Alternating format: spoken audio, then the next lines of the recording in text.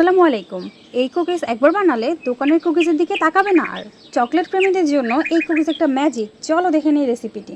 প্রথমে একটা মিক্সিং বলে 2 চামচ ঘি, 1 চামচ বাটার, 2 চামচ খেজুর গুঁড়ো, 2 টেবিল চামচ ওটসের গুঁড়ো, 1.5 চামচ রাগি পাউডার, 1 চামচ কোকো পাউডার, 1 চামচের একটু কম বেকিং পাউডার, সামান্য বেকিং সোডা, সামান্য লবণ আর 1 চামচ বাদাম গুঁড়ো দিয়ে ভালো করে ময়ান করে নেব। এখানে আমি কাজু বাদাম আর কাঠবাদাম ব্যবহার করেছি। যেহেতু কুকিজটা বাচ্চার জন্য বানিয়েছি, এখানে খেজুর গুঁড়ো ব্যবহার করেছি। আপনারা এখানে চিনিও ব্যবহার করতে পারেন, বাটার আর ঘিয়ের পরিবর্তে তেলও ব্যবহার করতে পারেন, ওটস আর রাগি পাউডারের পরিবর্তে ময়দা ব্যবহার করতে পারেন। ইতিমধ্যে আমি সামান্য দুধ দিয়ে ডো বানিয়ে নিয়েছি। এবার প্রথমে হাত দিয়ে গোল করে তারপর চ্যাপটা করে কুকিজের আকার দিয়ে দিব। পছন্দ মতো আকার দিতে পারেন, এখানে যে যেরকম চান সেরকম কুকিজের আকার দিয়ে নেবেন। এবার প্রত্যেকটা কুকিজের উপর একটা করে ক্যানবেরি দিয়ে দিলাম, এর পরিবর্তে কিশমিশও দিয়ে দিতে পারেন।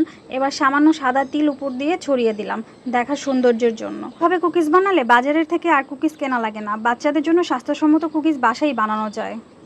আগে থেকে একটি প্যান বসিয়ে রেখেছি চুলায় প্রিহিট করার জন্য। এবার কুকিজের থালাটি প্যানে বসিয়ে ঢাকনা দিয়ে ঢেকে দেব। এবার 15 থেকে 20 মিনিট অপেক্ষা করে অপর পিঠটা উল্টে ভালো করে বেক করে নেব। চুলায় এত সুন্দর কুকিজ বানানো যায়, না বানালে বুঝবেন না। কোনো প্রিজারভেটিভ ছাড়াই এই কুকিজ 15 থেকে 20 দিন সংরক্ষণ করে খেতে পারবেন। বড় ছোট সবাই এই কুকিজ অনেক পছন্দ করবে। বাড়ির ভালোবাসায় বানানো কুকিজ বাজারের চেয়ে হাজার গুণে ভালো। ট্রাই করে দেখো। আরও এমন হেলদি ও মজাদার রেসিপি পেতে চ্যানেলটি ফলো করো। ধন্যবাদ।